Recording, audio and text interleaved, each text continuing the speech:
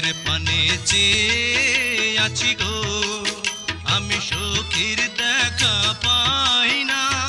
আয় গো, দুটি চোখ আমার ব্যাকুল হয়ে আছে।